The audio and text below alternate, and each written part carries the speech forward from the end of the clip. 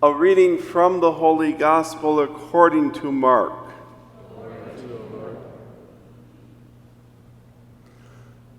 The apostles gathered together with Jesus and reported all they had done and taught.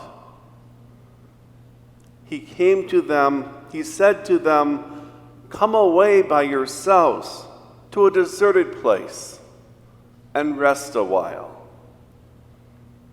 People were coming and going in great numbers, and they had no opportunity even to eat. So they went off in the boat by themselves to a deserted place. People saw them leaving, and many came to know about it. They hastened there on foot from all the towns and arrived at the place before them. When he disembarked and saw the vast crowd, his heart was moved with pity, for they were like sheep without a shepherd. And he began to teach them many things. The Gospel of the Lord. Praise to you, Lord Jesus Christ. When watching sports, I can really give it to a player for making a bad play. And even worse, to an official who makes a bad call. I'm sometimes amazed that players and coaches don't lose it altogether more often. And then when I get to that place, I remind myself of what it was like so many years ago when I played. Or what it was like for the 4 years that I managed a baseball team of 13 to 15-year-olds. It's quite different when you're in the game. Errors, bad calls, blown assignments, they're part of the game and they're part of life. You don't like them. But on the field, you're aware that nobody learns or improves by being belittled or by being screamed at. In our first reading, God summons the prophet Jeremiah to speak against the shepherds of Judah. They are not taking care of God's people, and the criticism is deservedly quite harsh.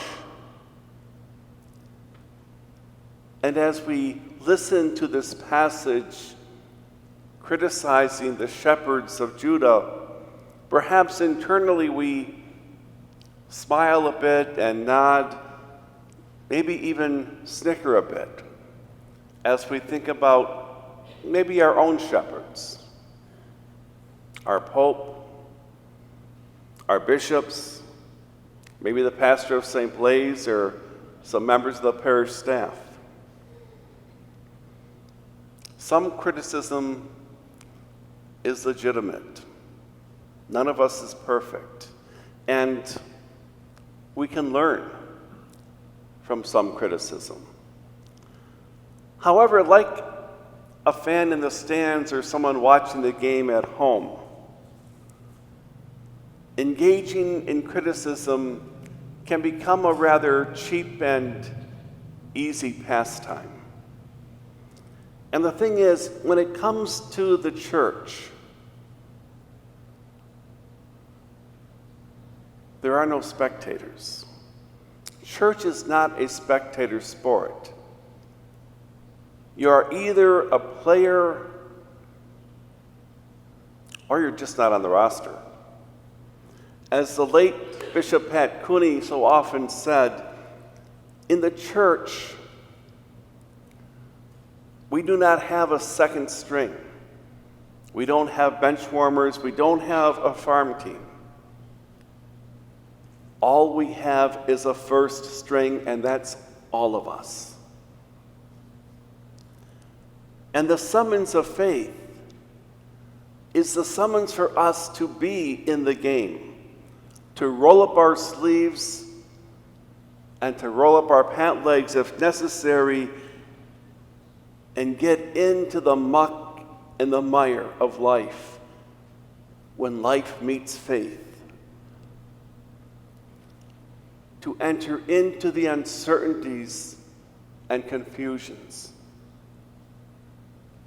That is far more risky than sitting back and criticizing from afar. It's exactly what God did in the mystery of the Incarnation.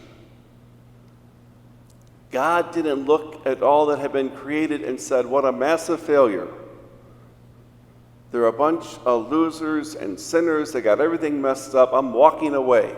I'm sending the thunderbolts.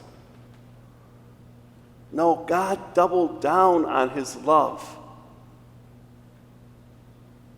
and entered fully into our humanity in the person of Jesus.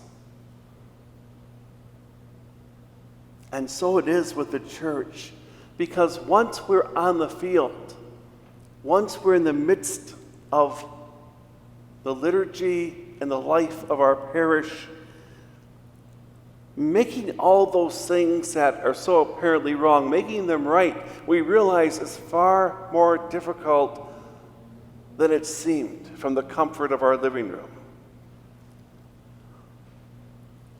When we're engaged in part of the action, we realize we come up against our own limitations and failures, the limitations and failures of others. Together we run down blind alleys and we come up with solutions that, well, they seem like a good idea at the time. What we need to grasp as we listen to today's gospel is that we are all of us at one in the same time. The sheep, the disciples, and the shepherd. We are the sheep, filled with questions, lacking clarity, and sometimes not really having a clue which way to turn.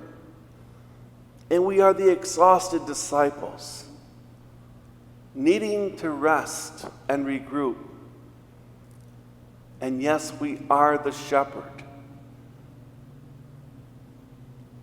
That title and place isn't reserved for clergy. Goodness, every parent is a shepherd. And the goal of maturity is to be able to shepherd oneself. And sometimes being that shepherd means putting aside our own needs so that we can help with the needs of another, as our Lord does in today's gospel. Woe to the shepherds, proclaims the prophet Jeremiah, and woe to us when we forget that these words are not addressed to some third party. They're not aimed at someone else. They're directed at ourselves.